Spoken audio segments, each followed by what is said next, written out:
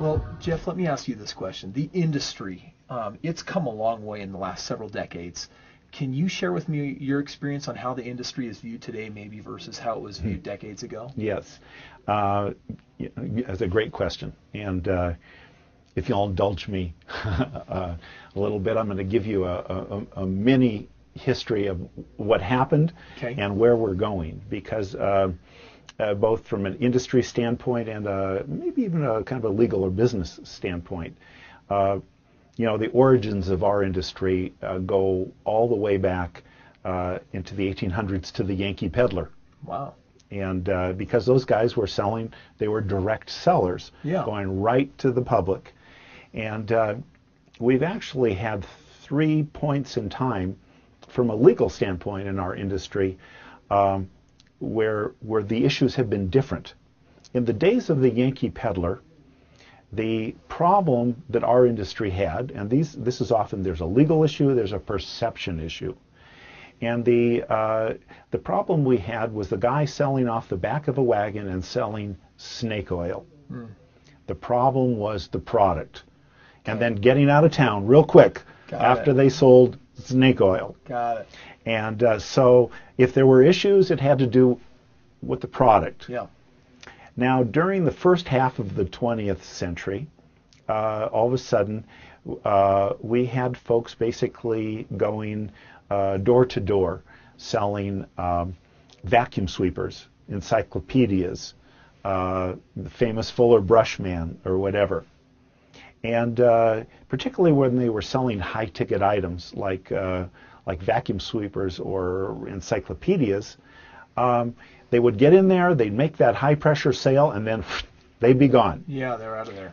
So during the first half of the 20th century, the problems that the direct selling industry had related to the presentation to the consumer. Got it. The net result was that somewhere after 1950 and the early 1960s, states adopted what were called, and the FTC adopted what was called cooling off rules.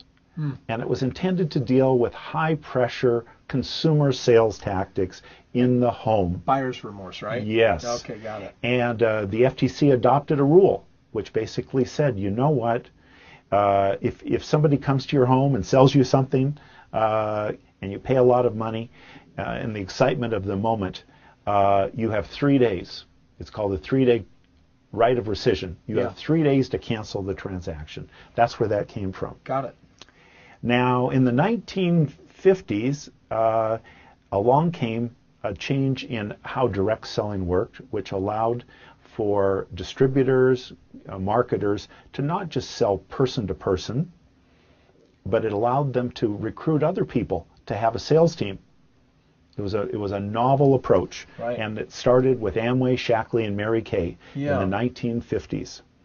And of course, they did very, very well. They stumbled upon a great method of marketing. Matter of fact, that's our $30 billion U.S. industry today.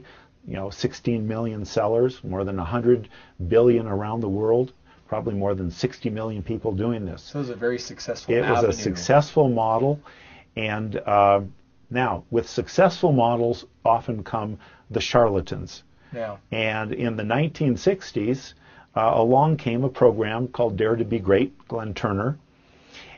Companies paraded as direct selling companies, but really all they were doing was moving money. Got it. And the classic program that came along was the Dare to Be Great program, in which individuals were invited to a seminar where they paid $5,000, where they were taught to get other people to come to a seminar and pay $5,000.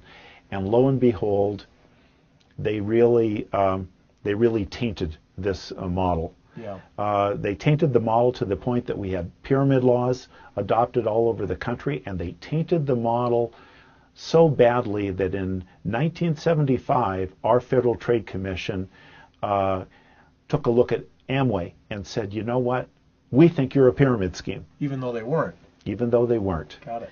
Amway spent 4 years in litigation with the Federal Wow, Trade Commission. that's painful. And in 1979, a FTC administrative law judge, after having looked carefully at Amway, said, for various reasons, including your retail customer rules, your rules about having a reasonable buyback for people leaving the business, a product that they bought, the rule that you've adopted, what's called the 70% rule, which basically said don't buy more product for resale unless you've sold or used at least 70% of what you've previously purchased.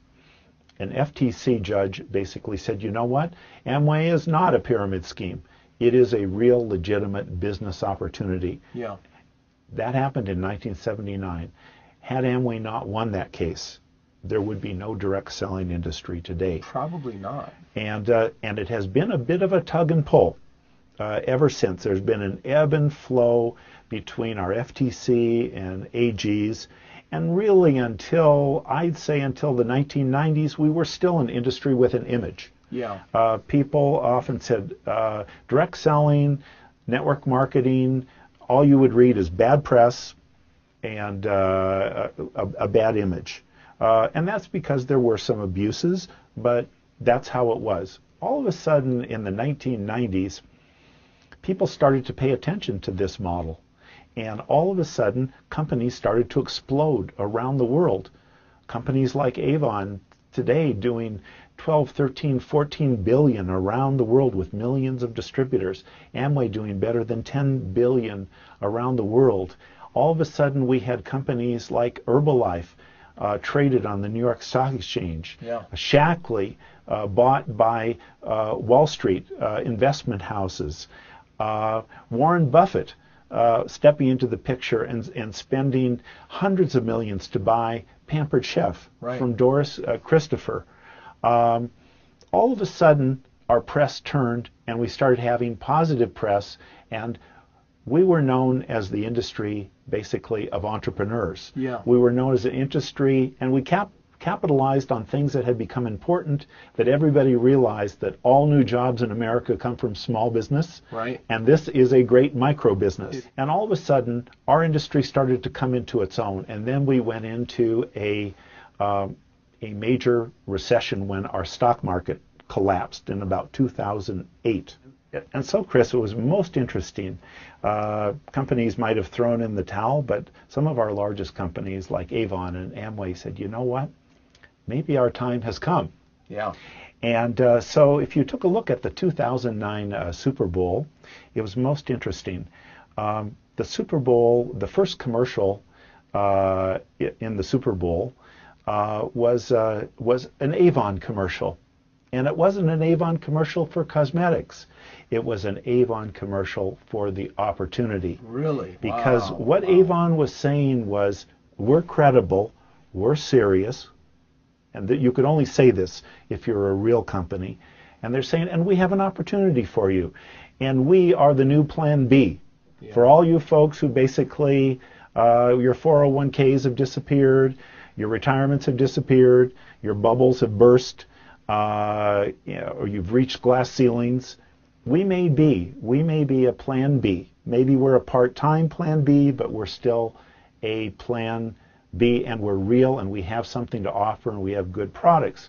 So they led with that commercial, and of course, they led with the commercial while all the guys were in the living room watching the beginning of the Super Bowl. And of course, the full expectation was that all of their wives and significant others would probably also be in the living room watching the beginning before they went into the kitchen to make the nachos, you know. Yep. And of course it was Avon. And of course they stuck around because the national anthem was then sung by Jennifer Hudson. Wow. Gee, who is Jennifer Hudson, the company spokesperson for? Avon. Wow. Did this happen by mistake? No. No. They realized, and Amway spent a fortune on basically promoting its brand. It had been absent on its brand for some period of time, but it started taking great pride in all the patents it had for its Nutrilite products and others. And companies in the direct selling industry also took pride about the success. While America was having problems around the world with all of our money going somewhere else, guess what has been one of our most successful exports? We have taught the world direct selling. We have taken that everywhere. Direct selling is almost like basketball, is indigenous to America, and it does so well in Japan, in China. Even in China, where MLM isn't allowed, it still does. Amway does billions.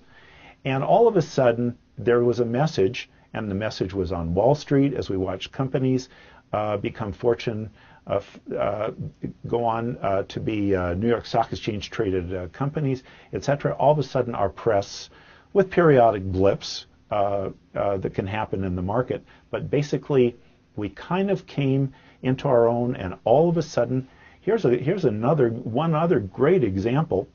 You know, long ago, Art Williams, who was just like a high school coach, I'm sure you know about him, he came up with an idea, let's apply principles of multi-level marketing to selling term insurance. Yeah. And lo and behold, he built his company, A.L. Williams, into the largest seller of term insurance in the world, I think for Massachusetts Indemnity. And then it morphed into Prime America, which became a subsidiary of the Citigroup, one of actually Citigroup's most profitable groups, generating about $2.5 billion in sales, in financial services products, all through a network marketing, multi-level marketing approach, and generating tremendous amounts to the bottom line. Ultimately, within the last 2 years, spun off now its own New York Stock Exchange traded company. So all of a sudden, when you have Warren Buffett here, when you have Citigroup here, when you have companies like Excel that sign on 4 million customers, or Network 2000 that sign on 2 million customers for Sprint, or you see major companies from Texas and other states selling deregulated energy and having tremendous success, and companies coming in from many other venues, including real estate. And I know you're quite familiar with that. You take some pride there. Everybody is discovering that the principles behind direct selling, network marketing, duplication, etc., if done with integrity and done with ethics, can be very strong. And today, the industry is now very well accepted here, and it's well accepted around the world. Awesome. Thank you for sharing that. Okay.